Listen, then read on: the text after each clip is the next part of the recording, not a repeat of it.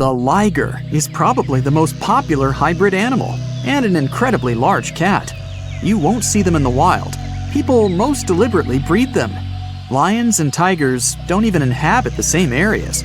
So, a liger is a mix of a male lion and a female tiger, and they can grow to be very big in a pretty short period of time. They're actually the biggest cats in the world. Hercules, the largest recorded liger, is a real example of that. 922 pounds and 10.8 feet long. Imagine taking him for a walk. Ligers are mostly way bigger than either of their parents. In most cases, they behave and look more like lions than tigers. But they have some tiger traits too. For example, striped backs, and they're crazy about swimming. The taigen. Nobody could fault you for thinking the taigen and liger are basically the same animal. I mean, they're both a combination of tigers and lions. But a taigen comes from a crossbreeding of a male tiger and a female lion. They're usually smaller than their parents, and definitely much smaller than their giant, could you call them siblings? In most cases, they inherit charming looks from their tiger fathers, but they get some interesting traits from their mother's side too. For example, love for socialization and the ability to roar. Hands down, one of the rarest hybrid animals in the world are wolfins. These fellas are a mashup of a female bottlenose dolphin and a male false killer whale. Its name might make you think differently, but a false killer whale belongs to the dolphin family. They're not even related to killer whales. Wolfins are such an interesting 50-50 mix and balance of their parents. They have dark gray skin, the perfect blend of a black false killer whale and light gray dolphin skin. Dolphins have anywhere between 80 and 100 teeth. False killer whales have 44, and their hybrid young is halfway, with 66 teeth in total. What would it look like if algae and a slug paired? No need to imagine. You have a green sea slug to check the result. It lives in salt marshes in Canada and New England, and it's possibly the weirdest hybrid creature you'll see in this video, and in general. Part plant, part animal. So, some slugs seem to have been very sneaky while stealing the genes from innocent algae that they have eaten to enable them to look like this. Since they're partially a plant, they can produce the plant pigment called chlorophyll. That means these unusual slugs can even photosynthesize. That's the process plants use to turn sunlight into energy. So they produce their own molecules that contain energy without having to eat anything at all. When scientists first discovered it, a green sea slug was the first case of a multicellular animal that's able to produce chlorophyll.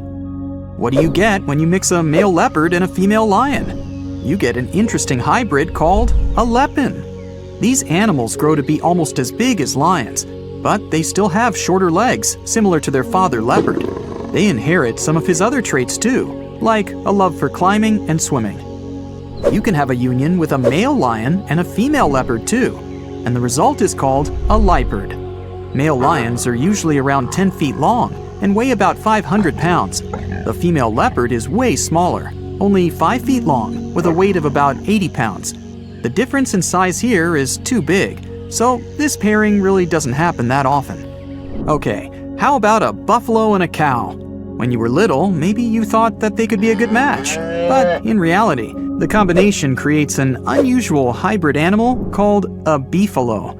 Not many types of hybrid animals can reproduce on their own, but a beefalo can do it.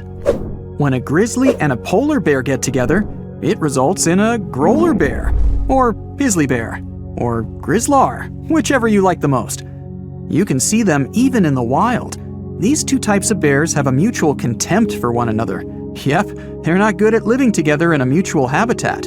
But even though it's rare, the love can still happen and result in these cute caramel-colored hybrid growler bears. In most cases, they'll be a bit smaller than polar bears, on average 60 inches tall at the shoulder, and approximate weight 1,000 pounds. But they're well equipped for surviving in warmer climates, thanks to the genes they got from their grizzly family side. Now let's get to one pretty tough fella, the jag lion. As its name implies, it's the hybrid of a jaguar and a lion. We don't know much about these intriguing big cats because only a few of them exist. But there was an unintentional mixing between a black jaguar and a lioness, which eventually resulted in two jaglion cubs. One had a dark gray coat with black spots because of the dominant melanin gene black jaguars usually have. The other one had a lion color and the rosette pattern spots that remind you of a jaguar. Yep, you already know it. There are also liguars, a hybrid of a female jaguar and a male lion. That's some colorful family. Speaking of wild cats, have you ever heard of a savanna cat? Savanna cats are in both categories of house pets and exotic hybrids, since they're a mix of a domestic cat and a wild African serval hybrid animal. We're talking about striking animals, almost as big as a domestic cat. But what gives them their exotic look are their tall bodies, slender forms, and spotted coats. These cats are extremely loyal, intelligent, and loving creatures. Here's one unexpected mixture, a zebroid. Technically, it's a name people use to describe a hybrid of a zebra and any equine species. But when you pair a zebra and a horse, their young is called a zorse. Zebra hybrids mostly look like whichever animals they've been crossbred with, but with the striped coat of a pure zebra. Most of these hybrid creatures don't even have fully striped coats. You can mostly see the stripes on non-white areas of their bodies and legs.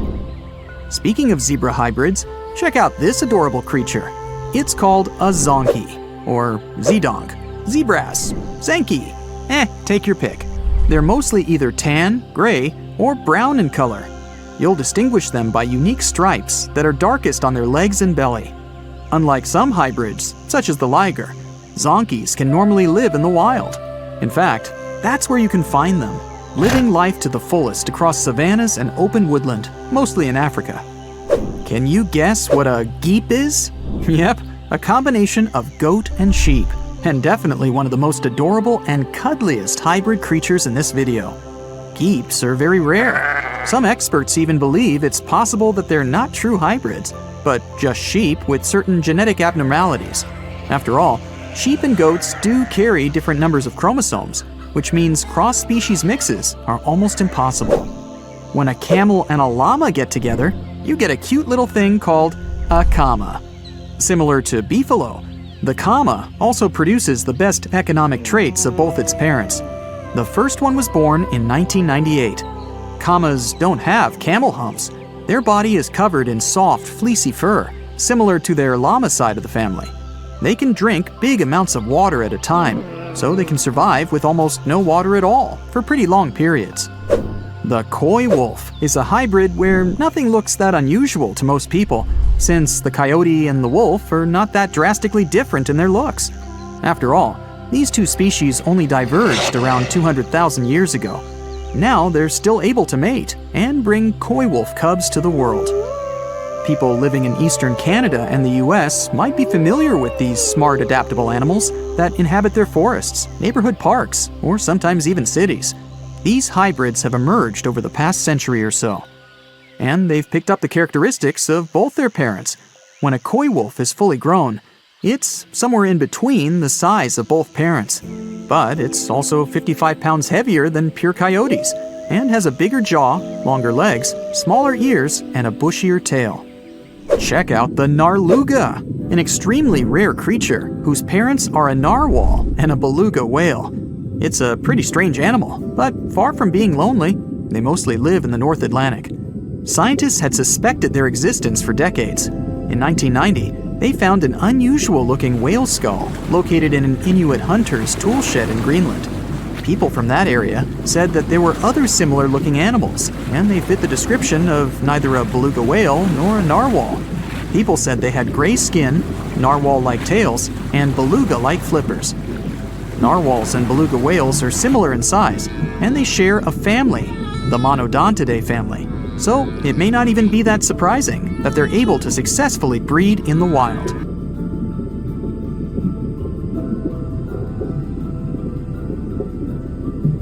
You're walking along the riverbank. It's quiet, save for the water's peaceful burbling. The hot Georgia sun beats down on your neck. That's when you notice something strange on the ground. Looks like a quarter-sized black coin with a weird pattern on it. You bend over for a closer look. Is it a coin? This thing looks like an ancient seal with a symbol carved in it.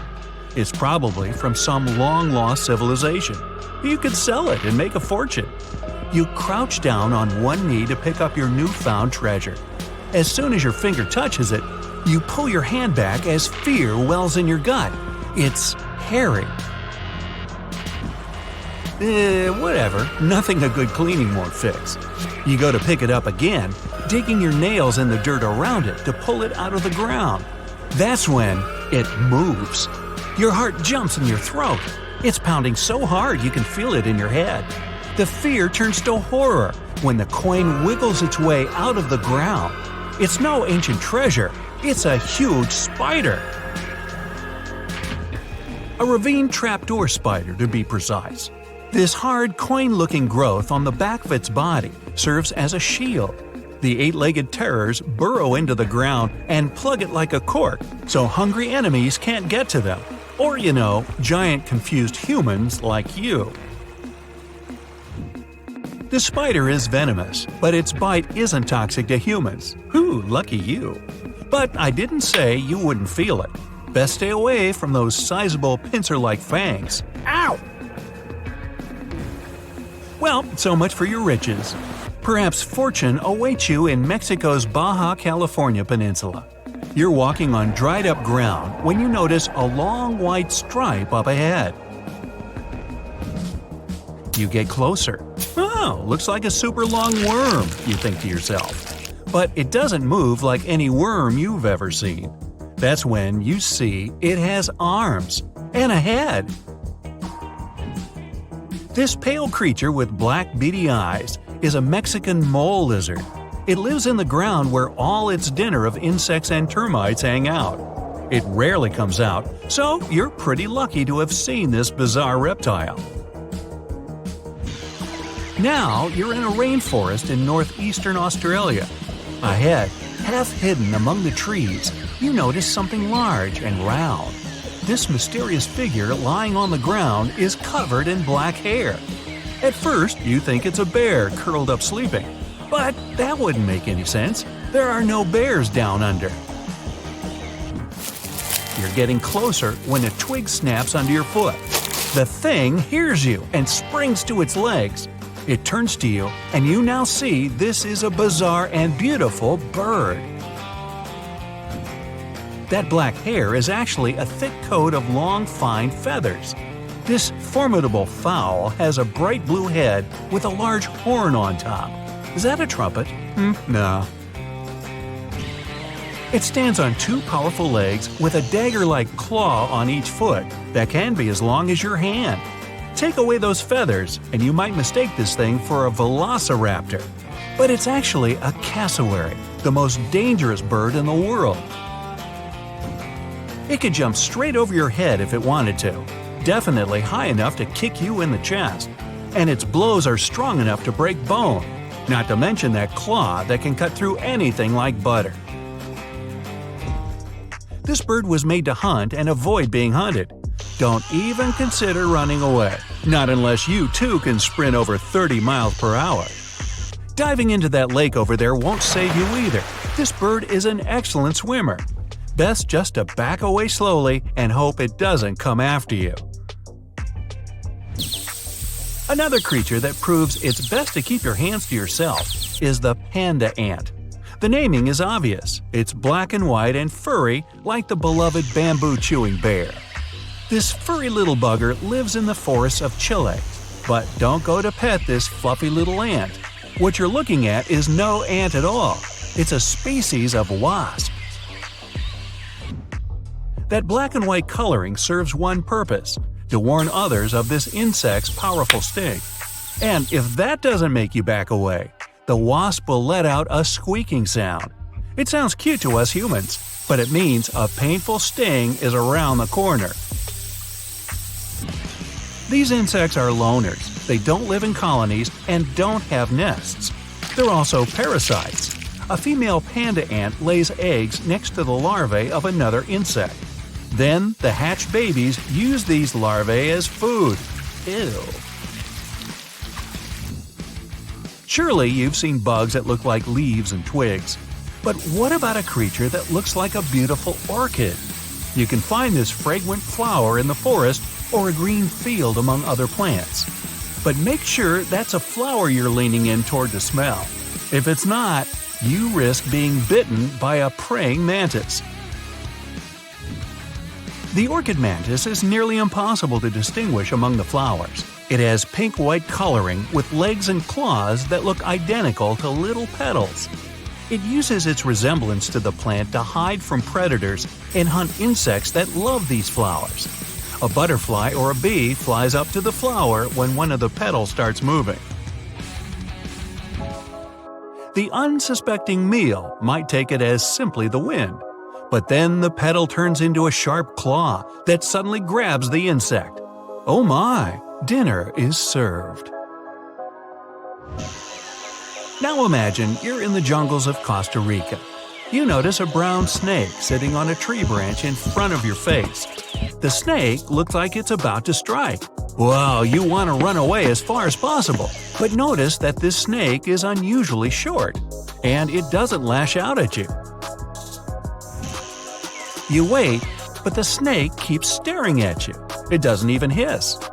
Lucky for you, it'll never bite because it's not a snake, but a caterpillar. The hawk moth caterpillar can change the shape of its body to look like a menacing serpent. This easily scares away any hungry foes. The coloring and pattern on the skin imitates a snake's scales and eyes. This insect also knows how to move like a reptile. A master of disguise, this one. Let's get out of the hot jungle and head to Central Europe. You're in the middle of a sunny green meadow. Colorful flowers bloom around. Birds sing and bees buzz by. Among the bees, some are not what they seem. You'd hardly be able to distinguish the imposters. But if you look really closely, you'll see the golden bee fly moving through the air. It looks like a bumblebee, but it's the buzzer's biggest enemy. The golden bee fly sneaks into bee nests and lays eggs there. Its larvae hatch and feed on the bees and flower nectar. The yellow and black coloring allows the intruder to go undetected the whole time. The camouflage also keeps enemies away. Nothing would touch this fly if it thinks it'll get a bumblebee sting. The next spot on your journey is the rainforest in southern Thailand. Now, be extra careful and watch your step. Not because the next animal is poisonous or bites, but because you might actually step on it. The leaves from the trees have fallen and turned a gray-brown hue. Among these leaves, it's tough to distinguish the Malaysian horned leaf frog. Its body shape, coloring, and especially those pointy growths coming out above its eyes all allow this amphibian to hide perfectly among the fallen foliage. This frog can sit for hours in one place, waiting for its next meal to come close enough to… Now you're in a garden. You see a beautiful bright flower and a small bird hovering near it. The bird flaps its wings so quickly you can hardly see them. And that long needle-like beak makes you immediately assume you're looking at a hummingbird. But as soon as you get closer, you realize this is not a bird, but an insect. Fortunately, the hummingbird hawk moth isn't venomous and doesn't sting. It's just a lovely little creature that decorates the garden with its presence. Many people even grow plants rich in nectar to attract these moths. Hey, that's an idea. Amongst the swamps lives a strange bird with a Dutch clog for a beak. It screeches a high-pitched whine, notifying other shoebills that this is its area when it comes to food. Its eerie calls add to the surrounding roars of dinosaurs in the distance. It's not hunting dinosaurs though, of course, but snakes, fish, lizards, and frogs amongst the reeds. This bird continued to survive even as the dinosaurs left this world. Fossil records of the shoebill date back to 65 million years ago, and today it continues to hunt in a similar environment. Although once widespread, today its restricted habitat is within several countries in Africa. The shoebill stands up to 60 inches tall, and its broad wings are built for soaring across the plains. But the main feature of the shoebill is, of course, its beak. Ancient in appearance, it's gone unchanged for ages. Its huge bulging bill measures up to 9 inches, which makes it the third largest among all living birds. The upper mandible of the beak ends with a sharp nail, perfect for its prey. It lets the bird take them out with an instant peck. With a wide range of food at its disposal, it's known as one of the most terrifying birds. Its hunting behavior is still as effective as it was millions of years ago, which has made its survival possible. It feeds mainly on aquatic animals, fish, frogs, lizards, and even small crocodiles. So there's always been plenty of options at its own all-you-can-eat buffet. Surprisingly, their relationship with humans is a pretty chill one. That's why they're so popular among birdwatchers. This cool guy is just standing idle, staring down the lens, as if to say, "I've seen a lot worse than you." Lurking under the water in many countries around the world, another opportunistic hunter lays low beneath the shallows. Meet the saltwater crocodile.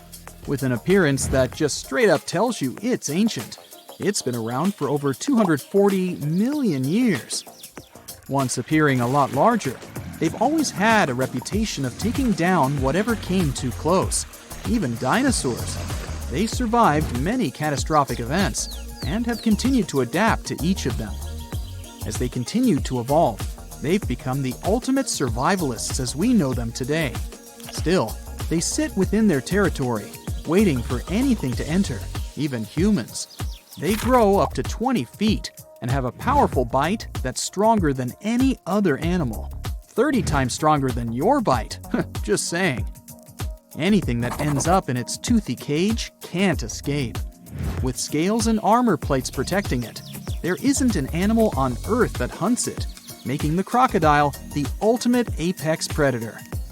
As per its name, it's also adapted to salt water, providing it with useful salt glands, something its alligator cousins don't have. And that's how they're able to swim enormous lengths out to sea. Their routes follow ocean currents, and they aren't afraid of bypassing the shark-infested waters. Not even the great white would mess with this one. The distances they've traveled measure up to 390 miles, and they're capable of reaching speeds up to 18 miles per hour. Just another reason not to swim in the sea, right? The next creature on our list has been around for up to 145 million years. These pesky little things have been feeding off warm-bodied animals. Can you guess what I'm talking about? Lice. Those guys originated in the Cretaceous period, between 145.5 and 65.5 million years ago, when they used to feed on dinosaurs once upon a time. And then, they have continued to remain a constant annoyance to most species. Currently, there are 5,000 different species of lice, each one having a taste for a different animal. They feed on all birds and mammals, except for pangolins and bats. Lucky them. They are an obligate parasite, which means they cannot live unless they live off another life form. Living their entire lives to reproduce on their hosts, lice will change their color to match the fur or feather of their new homeland. But how do you get lice as a human? Well, it's purely by luck or bad luck. They usually choose to leave when their original host has passed on. They seek a free flight from a nearby fly, grabbing onto its legs and hitching a ride to the new homeland. Within 4 small islands in Indonesia lives a powerful beast, a reminder of the megafauna period. Meet the Komodo dragon. Reaching a length up to 10 feet, it's a master ambusher. Its hunting method involves tracking down prey, then injecting venom into it. As the prey escapes, it will track it down as it slowly tires and then feeds on it. And that's how it's managed to survive for millions of years. But it has strangely disappeared from other parts of the world. These islands weren't always its home, and it's only been here for the past 4 million years. Originally, the dragon's ancestors came from Asia, but migrated south to Australia 40 million years ago. And with a great range and variety of food, that's where they grew to their massive size. Then, some 25 million years later, a collision with continental land masses occurred between Australia and Southeast Asia. Taking the opportunity, they spread even further, as far as East Timor. As the islands became separated, the Komodo dragons continued to flourish in their new lands. Without any competition, they could maintain their normal hunting methods. Unfortunately, in Australia, they all eventually disappeared due to competition from humans. Another ancient species is really intriguing, not only because of its appearance. Let me introduce it to you, the coelacanths. Scientists found the only evidence of their existence in their fossils. It made us believe they disappeared 410 million years ago. So, you could imagine the surprise when they were discovered in 1938, idly swimming along the east coast of South Africa. It's truly a fossil that's come back to life. It gave us a great opportunity to not only further understand this species, but to answer many questions about some of its relatives. Growing up to 6.5 feet, they have a lifespan of up to 100 years. But what's strange is, they have 8 fins. They're the oldest known living member of the lobe-finned fish. They are so ancient that they're more related to amphibians, reptiles, birds, and even mammals than to the ray-finned fish we know. Armored with strong cosmoid scales and with a hinge on their jaw that allows them to open their mouth very wide, they are truly ancient-looking creatures. But they did evolve slightly differently than their ancestors, although they still look the same. They once lived in much shallower waters and originally used lungs to breathe. After the dinosaur age, they had to move into deeper waters to feed and gradually upgraded their lungs to gills. And it was this new ability that ensured their survival. Let's go even further back to 480 million years ago. You wouldn't think that anything that existed back then could possibly still be alive today. But the horseshoe crab is not only still on this planet, it's almost identical to its ancestors. Its whole body is protected by a thick plate with spikes pointing outwards. It has 10 eyes scattered around its body. 2 are used for finding mates, and the remaining 8 act as light receptors. There is also a long tail. Although it looks menacing, its only use is to simply help flip itself back the right way up if it gets knocked over. Its design is so effective that whatever constant changes the planet has provided, it survived. Although they look like they could be related to a lobster, they're actually closer to spiders and scorpions than crabs or crustaceans. With a healthy diet of clams, crustaceans, and worms, they find enough to eat along the coasts of the Atlantic, Pacific, and Indian Oceans. They also feed on algae, so it makes sense why they manage to survive many food shortages caused by world events. With all the traits of the horseshoe crab, who knows, it might even outlive humans. Well, here's to the next 480 million years.